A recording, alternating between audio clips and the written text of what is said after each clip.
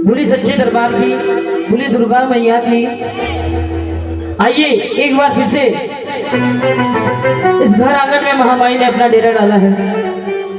महामाई से सभी लोग निवेदन करेंगे कि माँ, आज मैंने जिस भी भाव से आपको यहाँ बुलाया हो, सिर्फ मेरा भाव देखिएगा, अन्यथा अगर मुझसे कोई त्रुटि हो जाए, गलती हो जाए, तो उसको अपना बालक समझ के माफ कीजिएगा। क्योंकि आज मेरे घर आंगन में एक छोटी सी खुशियां है, क्योंकि आज कलयुग का 2024 अंतिम चरण चल रहा है और कलयुग इतनी बुरी हालत में है, और कलयुग की हालत छोड़िए, सनातन इतनी बुरी हालत में है कि कई जगहों पे जहां बर्थडे और फंक्शन होते हैं, वहां पे कहीं कहीं आज यकीन मानिए सपना चौधरी नाच रही होती है, ये सारी लाल ठुमका लगा रहे होते हैं। 9 बजे से मैं एक इवेंट में थी, वहां पे बर्थडे का ही प्रोग्राम था और वहां पे कुछ और ही चल रहा था। जी है, वहाँ कुछ और ही चल रहा था, वहाँ बर्थडे चल रहा था, यहाँ बर्थडे, और यहाँ पे बर्थडे है, यहाँ जन्मदिन मनाया जा रहा है, वहाँ बर्थडे हो रहा था। तालियां हो जाए इस परिवार के लिए। कलयुग में अगर जो लोग ये भजन कीर्तन जागरण करवाते हैं, कहते हैं कि किन फसलों में, खेतों में पानी ना डालो तो वहाँ की फसलें खराब हो जाती है, बिल्कुल खराब सड़ जाती है। जिन फसलों में, खेतों में पानी ना डालो वहाँ की फसलें खराब हो जाती हैं, और जिनके घर में भजन कीर्तन जागरण नहीं होते वहाँ की नस्लें खराब हो जाती हैं। जरूरी है, जरूरी। सनातन बड़ी बुरी हालत में है इस समय, बताऊंगी क्या क्या हाल है इस समय सनातन का, लेकिन उससे पहले है ये भजनों की तरफ चलते हैं।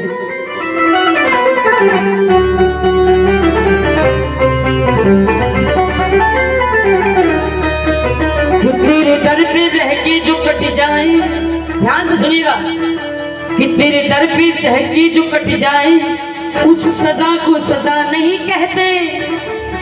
तेरे दर पे रह के जो कट जाए उस सजा को सजा नहीं कहते, और जिसने अपने माँ बाप की सेवा न की उसे सच्ची औलाद नहीं कहते। अरे भाई जान, हाँ ये सब मेरे लिए रहने दो, बनाइए।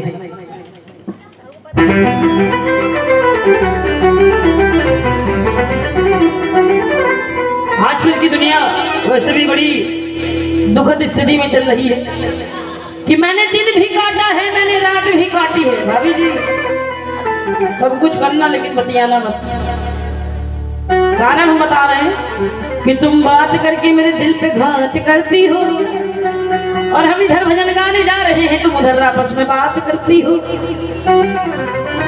तुम्हारी बात करने से हमारा ध्यान भटकता है, और दिल से कुछ और निकलता है, मुंह से कुछ और निकलता है। भूल गए हम क्या कहने जा रहे थे, इधर ध्यान चला गया कि मैंने दिन भी काटा है, मैंने रात भी काटी है, और मैंने हंस के जीवन की हर हयात काटी है, और तेरे चरणों में बैठ के माँ ऐसा लगा मानो जन्नत में सारी रात काटी है। बोला दुर्गे मैया की। वैष्णो दरबार कौन कौन गया? 3 देवियां बैठी हैं वहां पे, 3 पिंडियां। कौन कौन है? माँ लक्ष्मी, माँ सरस्वती और माँ काली। बोलो तीनों पिंडियों रानी की, तो उसको वैष्णो दरबार क्यों कहा जाता है?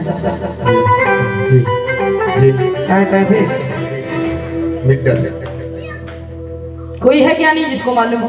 मालूम होगा, पंडित परिवार है, इतना तो ज्ञान होगा। मैं ठाकुर हूँ, फिर भी डंके के जोड़ पे बताती हूँ, सुनिएगा।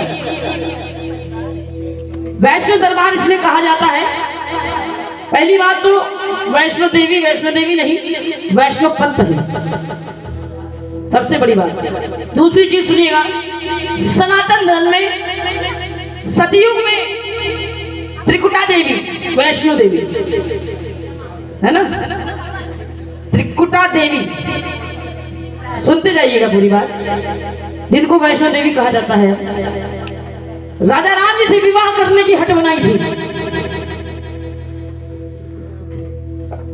उन्होंने कहा कुछ भी हो जाए प्रभु राम आपको मुझसे विवाह करना पड़ेगा।